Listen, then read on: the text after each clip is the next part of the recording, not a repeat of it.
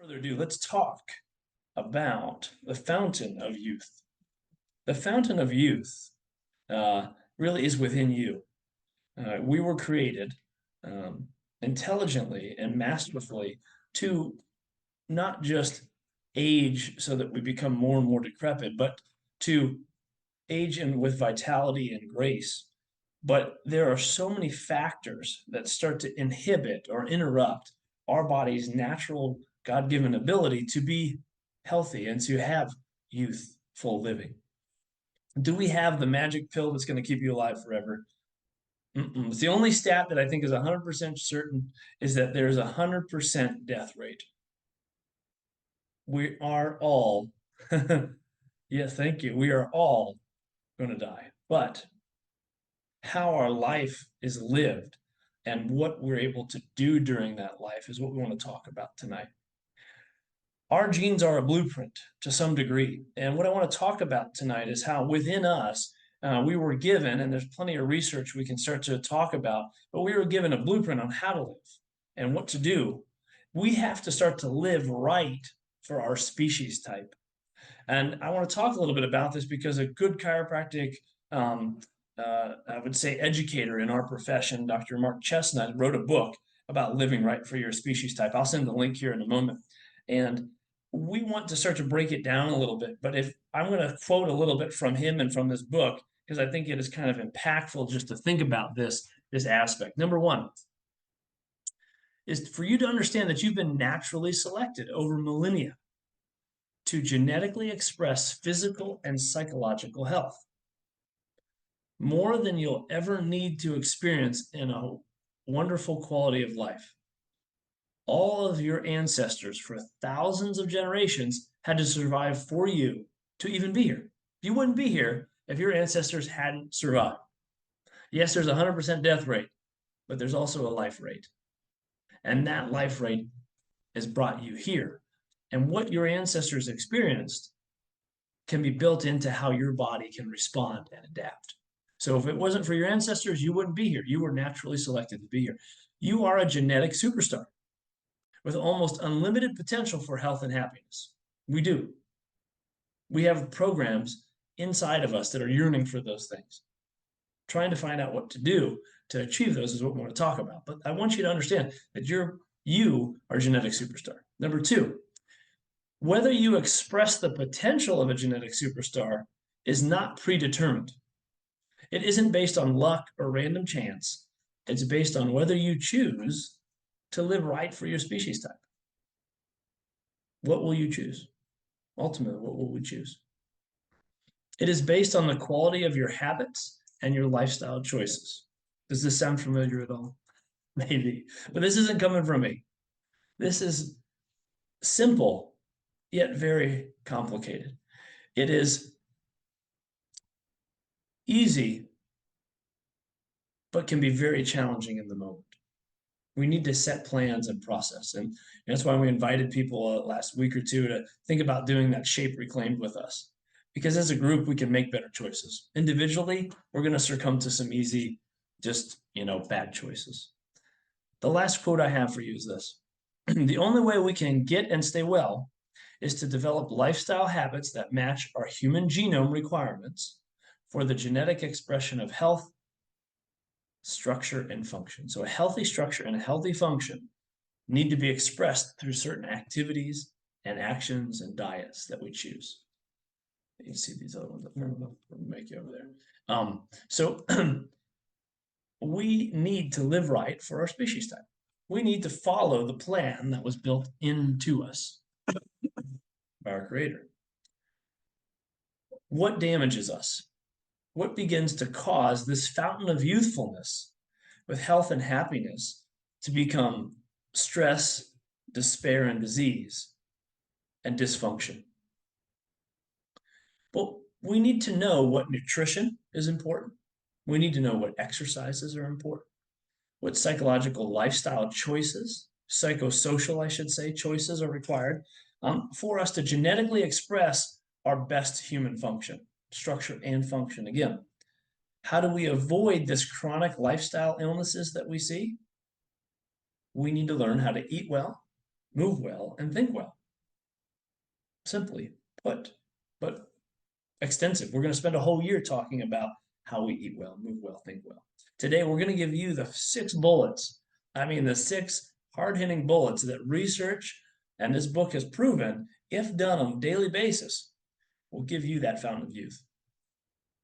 But we'll get there. I don't want to let the cat out of the bag just yet. Let's talk a little bit about inflammation. Ultimately, most chronic degenerative processes are due to inflammation. Inflammation causes aging. Ultimately, aging is a factor in which we are living in a more inflamed and degenerative process inside of our bodies. The key is to understand what causes our inflammation.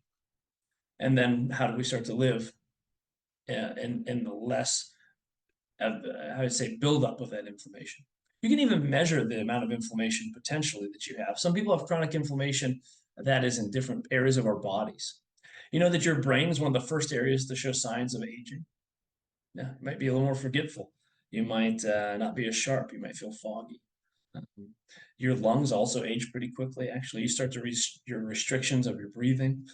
So as you start to restrict the ability from your brain to communicate with your body, and it starts to slow down very easily. This is why we adjust you. Your body has inflammation when your joints are out of position, when they're restricted. That inflammation is just local, but it can systemically affect your whole body. So one of the simplest things to do for your structure is to get adjusted. Of course, exercise is something daily that must happen. When the more you move, the more you can flush out toxins and inflammation that build up. When you're adjusted, research has shown that you actually increase the chemicals in your body that show a decreased response to inflammation. Your body's inflammatory response is natural and it should happen. But when it goes on chronically, it becomes degenerative and starts to inhibit our abilities to function. So is the solution just to take more ibuprofen? You know?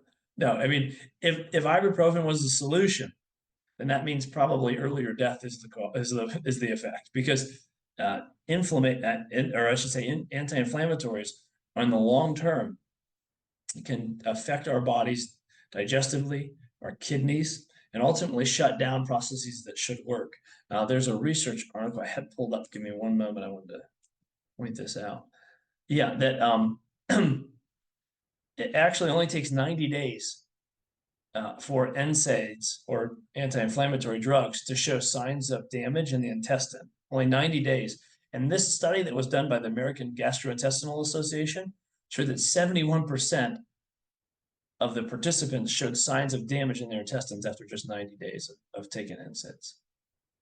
Short term, your body can probably handle and heal potentially, not everyone. But as soon as that becomes a chronic issue, and all you're doing is saying, man, I don't feel great today, but ibuprofen really gave me a boost, realize it could start to cause more permanent damages that are unable to respond back to. So the solution is not to just take an ibuprofen. Maybe you take a turmeric, right? Some people say, well, let's just take turmeric.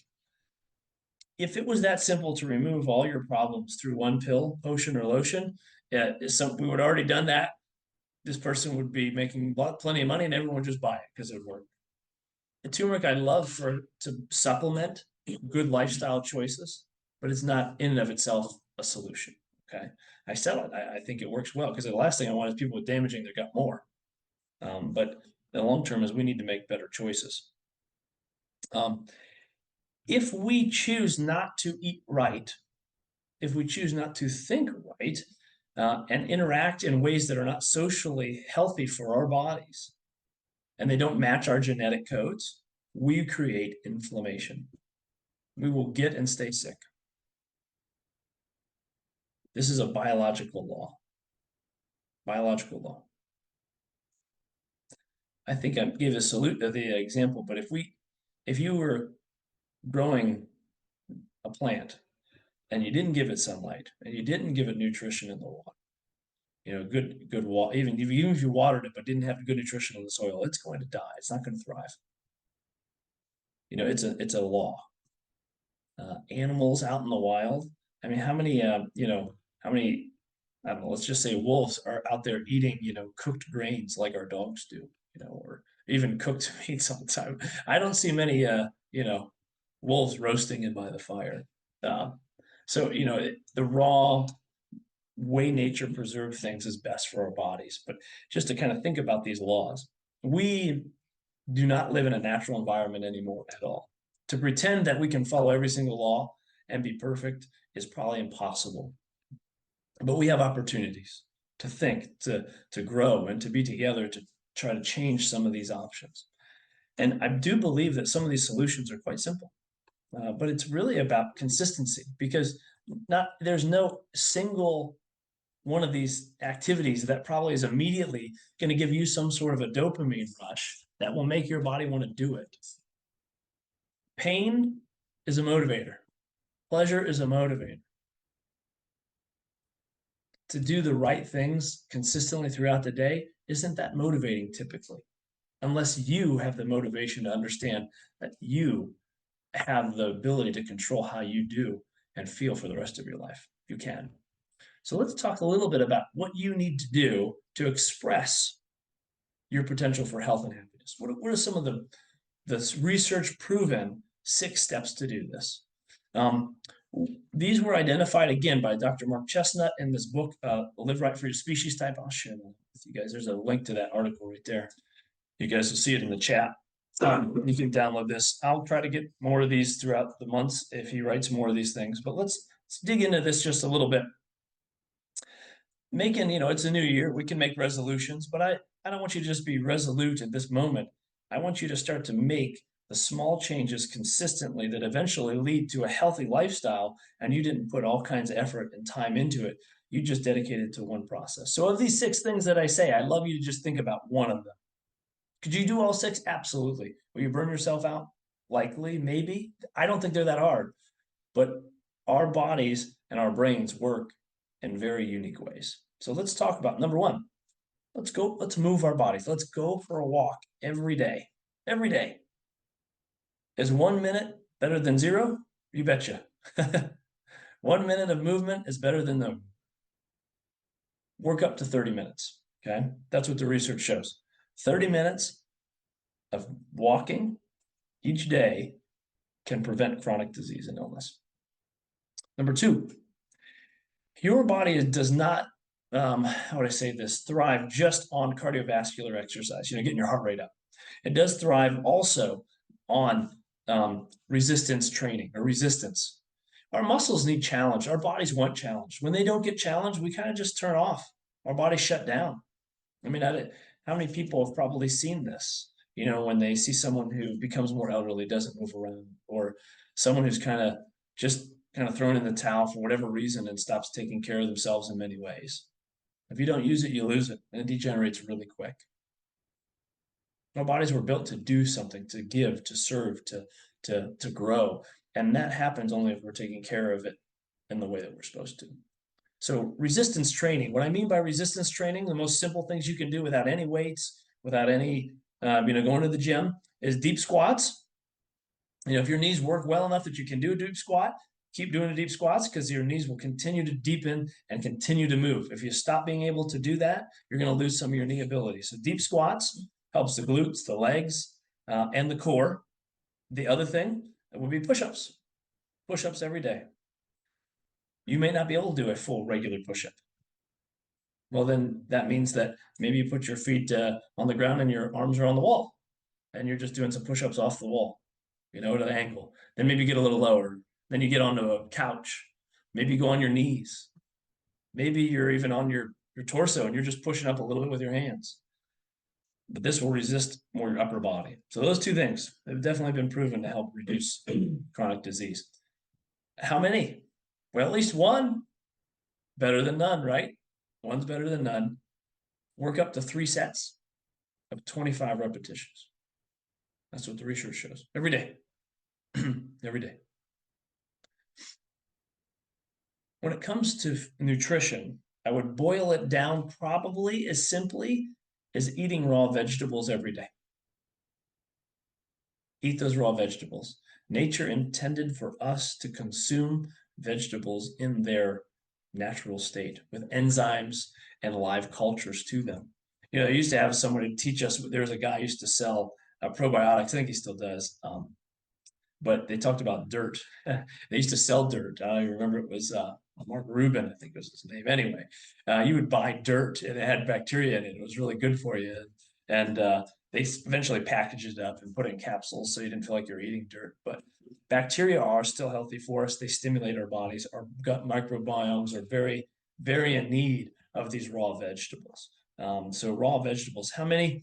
Gosh, things have gone so far in the poor direction of taking care of our farms in a way that are really that sustainable and have the nutrition that they used to have, that you could probably be eating 5 to 9 of these a day easily. But hey, is one better than none? Sure. Is one bite better than 0 bites? Sure. um, I don't think you can overdo this. Your gut may tell you overdid it at first because it's not used to all this raw stuff. So talk to us. We'll give you some suggestions. I'm just reading down the list. If you can eat some raw vegetables, start small, build it up, but eat them every day. We need water. We're 70% water. The discs in our body are mostly water. And anyone who's probably been in my office, if you've come in and I'd said you're in phase 2 degeneration, you've got some sort of a disc problem, and that's a lot of you. So phase 2 degeneration means that your discs aren't putting water in there as much as they should. So let's at least make sure that we're hydrated to get it in there. But remember, the adjustments and the movements of each individual vertebrae would or I should say, imbibe water into those discs. But you have to hydrate your whole body. So at least 4 glasses of water a day. Why only 4? Well, if you're eating the raw vegetables, you're probably getting some water in those. If we're living the right lifestyle, we might not need full 8 ounces. You might not need your half a body weight in water. At least get those 4.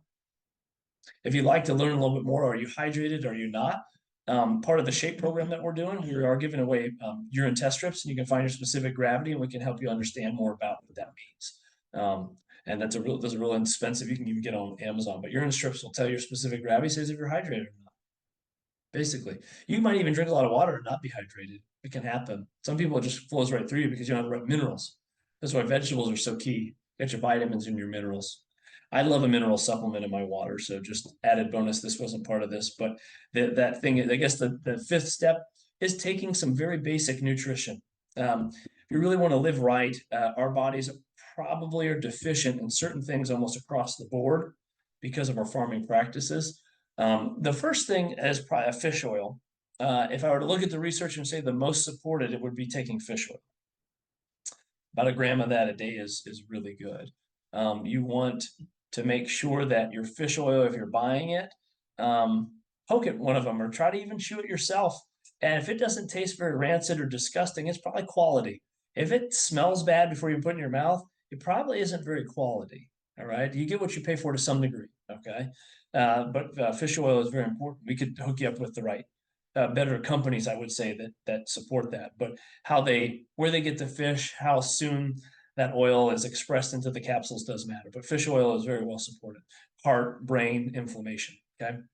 You're looking at all that stuff. The next probably most important would be vitamin D, especially around here. If anyone opened their eyes today and you looked outside, you might have realized that it was the most dreary disgustingness that we live in. And that's Ohio does not have as many sunny days as it should. And even if you did get out and every sunny day you could, you probably need to expose your full skin for about 30 minutes to get the most vitamin D production in your body. And I don't see a lot of nudists running around during the winter. So my assumption is that we probably need some vitamin D. Vitamin D, D3 would be the safest solution. You can get it from cod liver oil as well, which is a nice source. I think this guy who writes these books does have some supplements that he promotes, but you can look into those. Past that, then you're starting to look at those probiotics. We talked about having the right gut flora.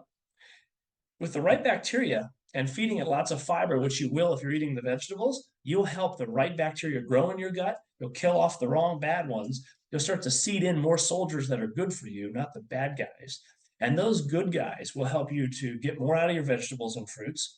They will help you to digest your food better, and they will actually even help your brain. They'll help you produce serotonin. A bad gut is linked to a bad brain, and a bad brain is linked to a bad gut. Or linked, I should say. So leaked, like a leaky gut. That's what I was thinking. Leaky gut's a problem. So probiotics, one of the first most well understood. Probably lastly would be some sort of a multiple vitamin. Gosh, there's just so many there. I could try to help people around. This guy's got one, looks pretty decent. I think you have to be careful with multiple vitamins of doing too much synthetic stuff or too high of things, like too many B vitamins. There's some research that would suggest that the more natural it is, the better. I mean, a whole food vitamin just means that they've sourced vegetables and kind of juice them and condense them down. That's probably the safest. If you're saying, hey, doc, guaranteed which one's going to be safer, I'd say a whole food.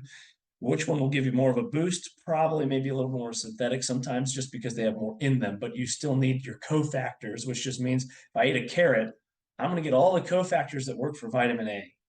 But if I just had vitamin A, I'm going to need the cofactors from somewhere. So understanding that whole food nutrition is still a very viable thing, and that's why we want you to get most of your nutrition from foods. Okay, but there's mixes of both of those things. So just know that supplementing with something that kind of fill the gaps is not a bad idea. Okay, if you're eating well, fill the gaps. Are you going to be like the Flintstones and just have the pill that fixes it? Probably not. All right. There's just no multiple vitamin. It's like the Flintstones that used to do. My dad keeps hoping for that. He's funny that way. He wanted vitamin beer. I think those dark beers have B vitamins. That's what I told him. The last thing is the mind. I always leave that last because I think it is almost the most important.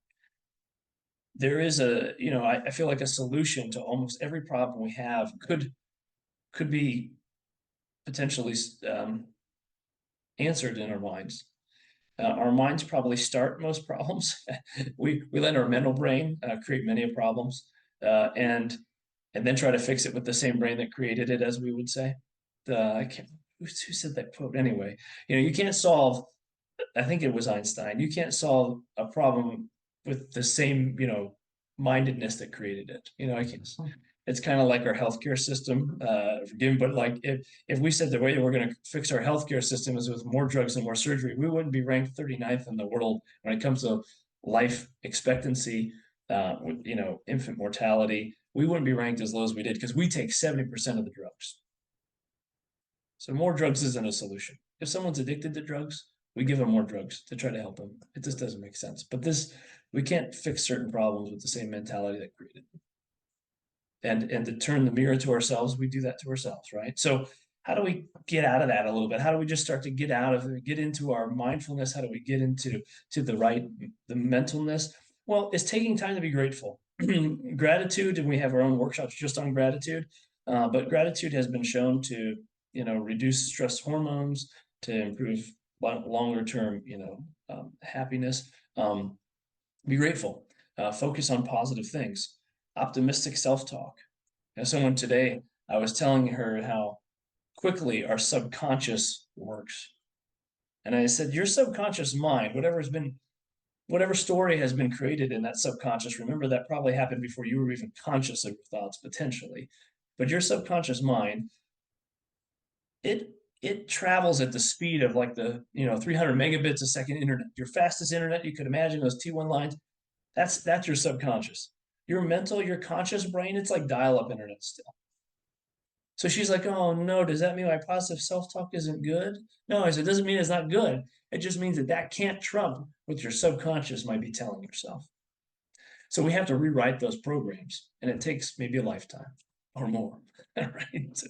So just understanding that what you think, is also part of this process of living right for our species type. If we lived in communities where we support each other, where we accepted each other, that we're safe, we would be in a social environment that would support these ideas. But when we see environments that don't follow these rules, then our bodies already are off kilter. And that's a hard thing to fix. But just understanding it is the point. So there's your 6 steps. As simple as things may seem, following these steps have been shown to significantly reduce the incidence of virtually every chronic illness, specifically improve health, happiness, and quality of life. And you can see the research. It's in that book that he wrote. My big thing is just, hey, we were built to have youthfulness and that fountain of youth. Let's start making those changes. Let's do it one at a time.